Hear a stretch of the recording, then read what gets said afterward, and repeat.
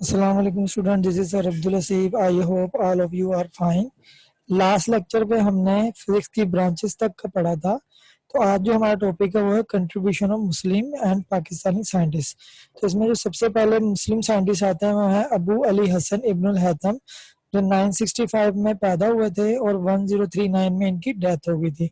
ये बसरा में पैदा हुए थे। ये ही was a great scholar of physics, mathematics, engineering, astronomy and medicine. यानी वो फिजिक्स के अंदर मैथमेटिशियन थे, इंजीनियरिंग में और एस्ट्रोनॉमी और मेडिसिन में ये बहुत बड़े स्कॉलर थे। तो जो इनकी बेसिक जो मेन इनकी कंट्रीब्यूशंस हैं वो हैं he gave a principle of vision, यानी इन्होंने देखने के जो रूल है, असूल है, वो बताया।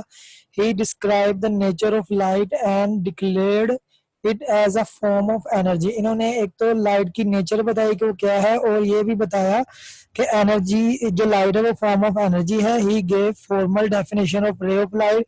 इन्होंने लाइट की रे की एक फॉर्मल डेफिनेशन दी थी। He discover two laws of reflection. इन्होंने लॉ ऑफ रिफ्लेक्शन भी दिए थे, ये चैप्टर नंबर 13 में हम पढ़ेंगे। He invented pinhole camera. इन्होंने पिन होल कैमरा भी इन्वेंट किया है। He also discovered that light takes least time to travel. This is now known as Fermat principle of least time.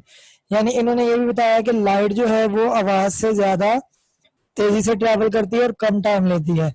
His book and optics किताबुल मनाजिर। इन्होंने optic के ऊपर एक किताब लिखी है। ऑप्टिक कहते हैं देखने के अमल को, उसके ऊपर एक किताब लिखी, इसको किताबुल मनाजिर कहा जाता है। अब नेक्स्ट जो हमारे पास साइंटिस्ट है वो है Al Biruni. He was born in Birun in 973।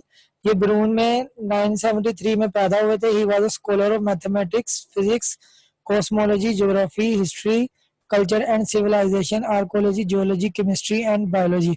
यानी ये बहुत बड़े साइंटिस्ट है। ये फिजिक्स के मास्टर थे, मैथ के मास्टर थे, ज्योग्राफी के थे, हिस्ट्री के थे, कल्चर और सिविलाइजेशन का भी इन्होंने पढ़ा हुआ था।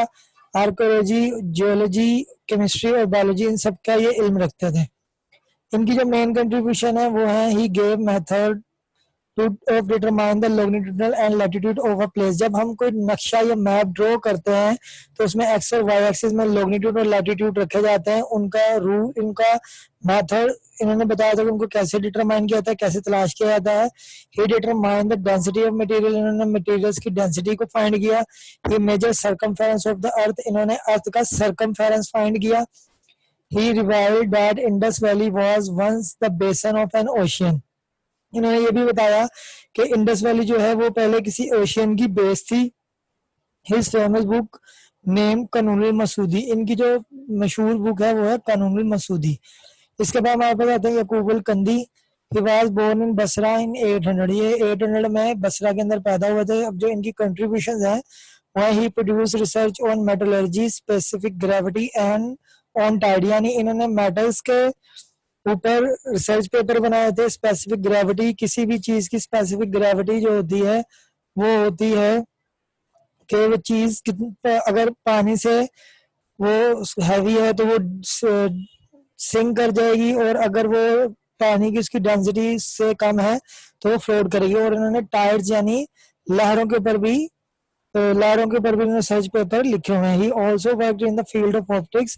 इन्होंने भी ऑप्टिक्स के अंदर काम किया हुआ है। He discover the method to express the notes of music in term of frequency. यानी जब हम म्यूजिक को बजाते हैं उसके नोट्स होते हैं, उन नोट्स को इन्होंने फ्रिक्वेंसीज के अंदर कैसे कन्वर्ट किया था वो बताया था। इसके बाद डॉक्टर अब्दुल कदीर खान है, ये पाकिस्तानी साइंटिस्ट है।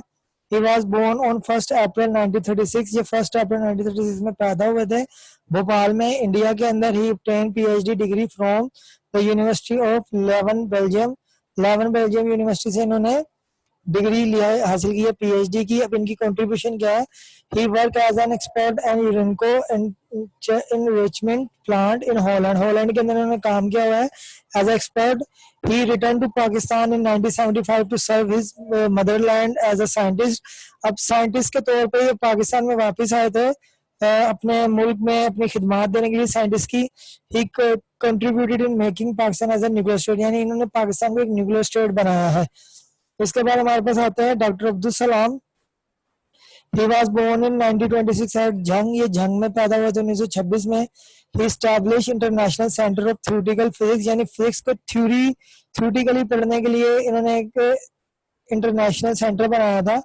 ही प्रेजेंटेड ग्रैंड यूनिफिकेशन थ्योरी, ने ग्रैंड यूनिफिकेशन थ्योरी दी है। He was awarded Nobel prize in physics in 1979। ये पहले साइंटिस्ट हैं जिनको 1979 में नोबेल प्राइज दिया गया फिजिक्स में।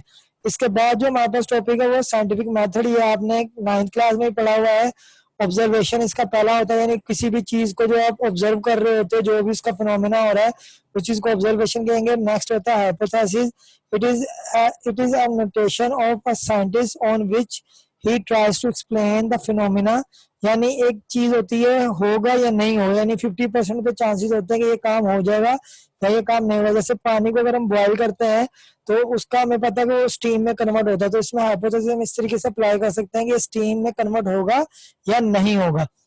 एक्सपेरिमेंट होते हैं कि एक्सपेरिमेंट की हाइपोथेसिस के बाद एक्सपेरिमेंट दिए जाते हैं, जो एक्सपेरिमेंट हाइपोथेसिस को बताते हैं कि ये ट्रूथ है या फॉल्स है। देन थ्योरी होती है हाइपोथेसिस। एक्सपेरिमेंट्स के बाद जब हाइपोथेसिस आपका ट्रू हो जाता है तो उनके ऊपर थ्योरी दी जाती है, और जब वो थ्योरी कंप्लीट हो जाती है तो उसके बाद उसको हम लॉ में कन्वर्ट कर देते हैं। अब हमारा जो आज का लास्ट टॉपिक है वो है एरर। एरर 3 टाइप्स के होते हैं। पहले एरर की डेफिनेशन देख लें। It is the difference between the actual and the observe value.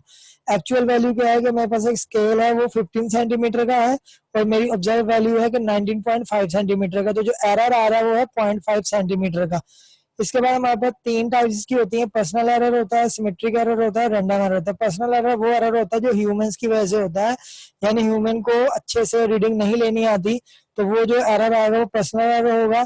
Symmetric error होता है सिस्टम के अंदर एरर होना या किसी इंस्ट्रूमेंट में एरर होना, जिसको जीरो एरर भी कहा जाता है। और रैंडम एरर होता है जो कंडीशंस की वजह से होता है, वेदर कंडीशंस की वजह से, टेम्परेचर है और ह्यूमिडिटी है और वोल्टेज वगैरह है, इन चीजों से जो हमारे पास एरर प्रोड्यूस होता है वो रैंडम एरर प्रोड्यूस होते हैं। आज की क्लास बेटा यहाँ खत्म होती है। नेक्स्ट क्लास तक के लिए इजाजत दीजिए। इंशाल्लाह हम नेक्स्ट क्लास में मिलते हैं। अल्लाह हाफिज।